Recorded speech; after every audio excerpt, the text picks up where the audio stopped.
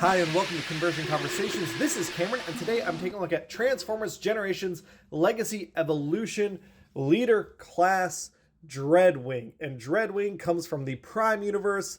This is the repaint of Legacy Leader Class Skyquake.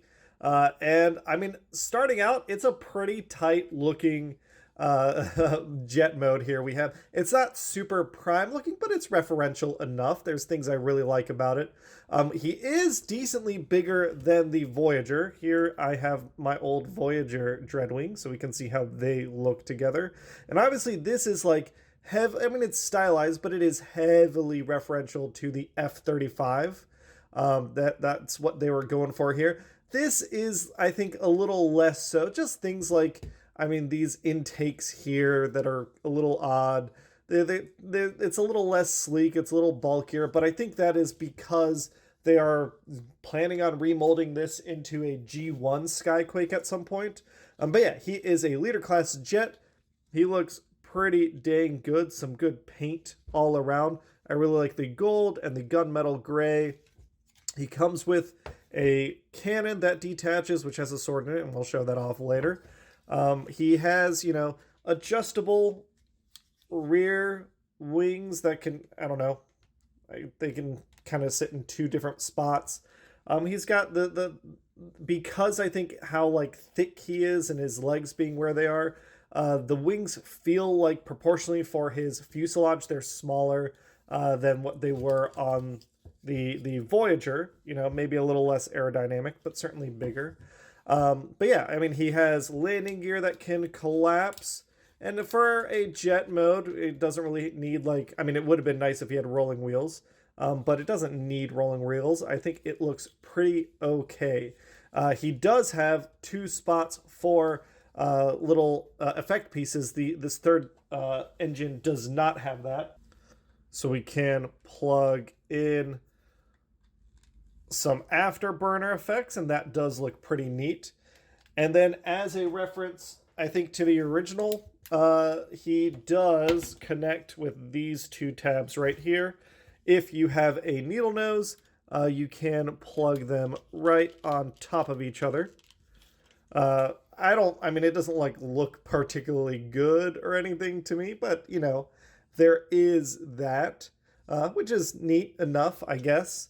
But yeah, other than that, it's, there's not much. Oh, the canopy does open. I do like that. We've got some,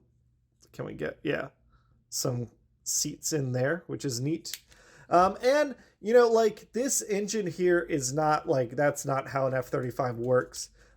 But it's almost as if it's the F-35, which one is it? The C, the Marine version, which has a VTOL intake where this canopy, I wish this canopy could open and then you'd have this being your VTOL engine. But other than that, it looks pretty dang good. I guess I should correct myself. It's not that this isn't correct. It's that these two on the sides aren't correct. It's not a 3, it's a 1 engine plane. But yeah, and let's talk about this transformation. It is a leader class figure, but it is I think, surprisingly simple and pretty effective transformation with some minor nitpicks. First, we're going to split these pieces from the sides of our fuselage, which is interesting. It does feel like, just in terms of proportions, that really is, it's just there for robot mode, but we'll get there. We want to bring them up and just try and keep them out of the way during the rest of the transformation. We'll see how effective we are there. We're going to come back here. We're going to split the wing from our legs. Same thing on this side. Just split things up. We can take our legs and we're going to rotate them down like so. Popping off, of course. There we go. Popping off this, rear wing piece, which will come back on right there. We can rotate the legs forward, bring up these toesies on either side, take this wing piece. It has a little slot and there's a little tab here. We're just going to connect these together. Mine don't want to stay super tight, which is a minor point of frustration, but it does help close up the back of the legs. And essentially, these legs here are done. We're going to take these arms, which have been hidden, I think, pretty well. They ratchet up. Oh, that feels super nice. You can split the arms, We're just going to try and keep them out of the way.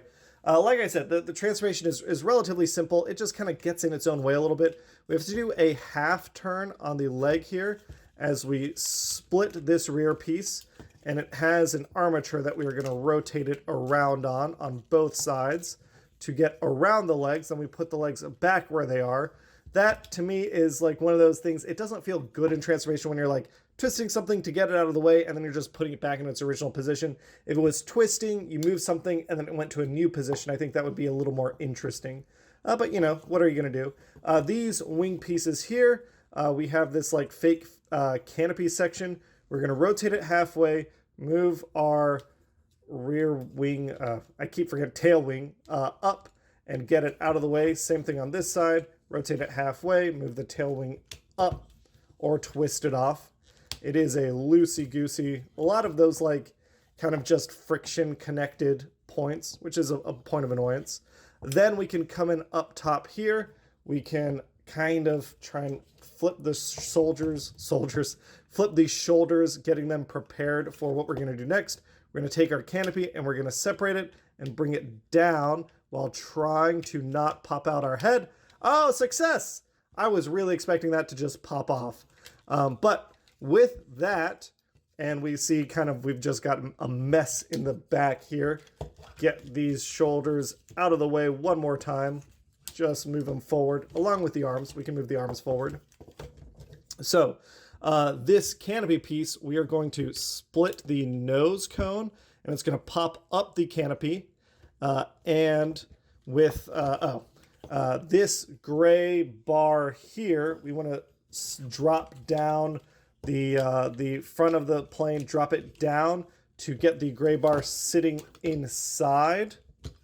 Hopefully you can see that, sitting inside our nose cone, which lets us bring things down. And essentially the wheel of our nose cone is going to slide past the friction on the gray bar, getting us a locked position. And you can hear it lock there. With that done, and with kind of this mess back here, this flat section we've created here is going to mate against the tabs here. We just got to kind of maneuver things down and out of the way while keeping everything in place as best as we can. There we go. Dropping this section down and getting this slid in place. Hey, that worked out pretty well. We can come in on the back now. We're going to get these shoulders up and out of the way while trying to keep our waist connected. And we can open up this canopy to bring in, let's see, keep the arms out of the way. This bar is going to sit into a slot here for each of these wings. It's a pretty simple attachment point, like so. The wings can come down without getting out of that bar, hopefully. This piece can go over the wings, and then, there we go. And then the transparent piece can connect together, kind of forming a little backpack, which, again, we might have to wrestle a little bit to get it where it needs to be.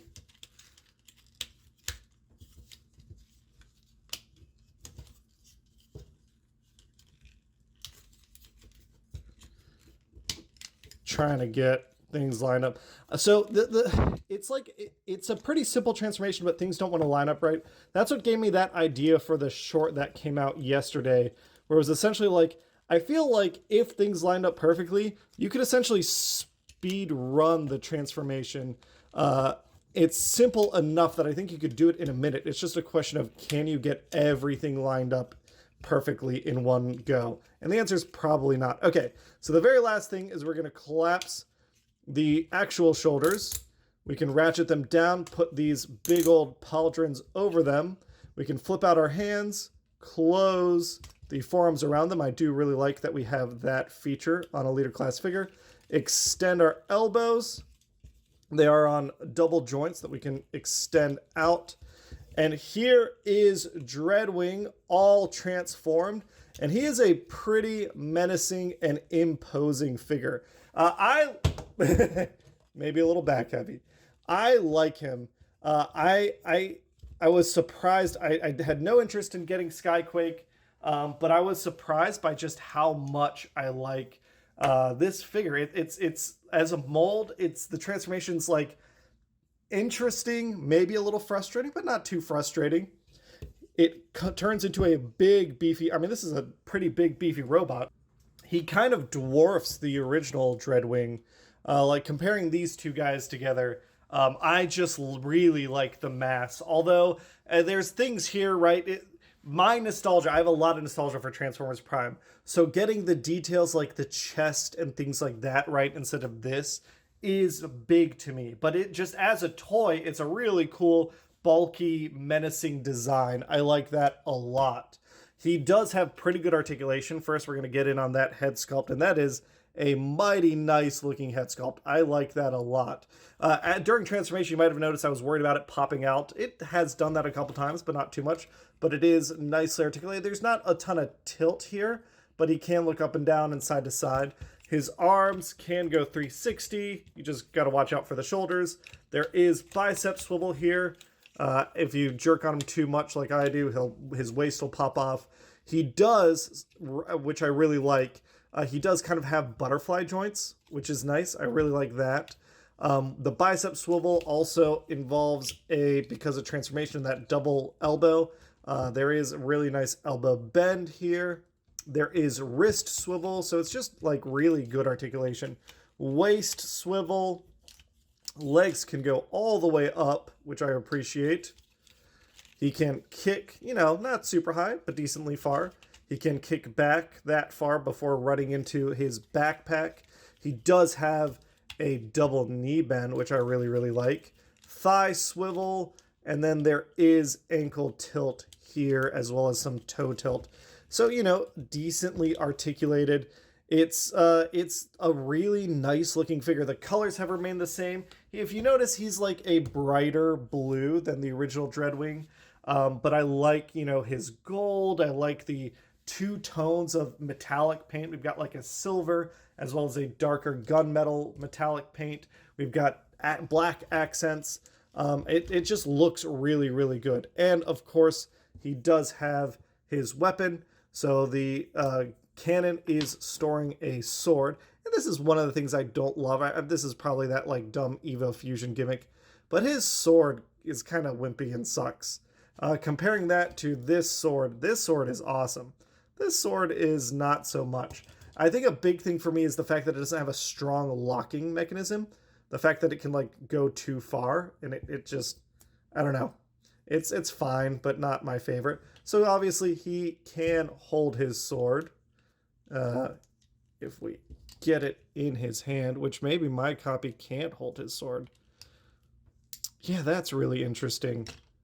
There we go. We just got to get it in like backwards because of this like extra bit of plastic here. That's terrible. Yeah, so that's annoying and dumb. I don't like that sword. It also doesn't have a good place to like hang off of him, which might be a little annoying. You can just keep it as part of his cannon. His cannon can split apart, which doesn't really do anything, but it's there. And it does have a handle, which I really like. The handle can pop out and twist. So you can, if you want, give him underslung here, just like in the show. There we go. And then put this one in his hand.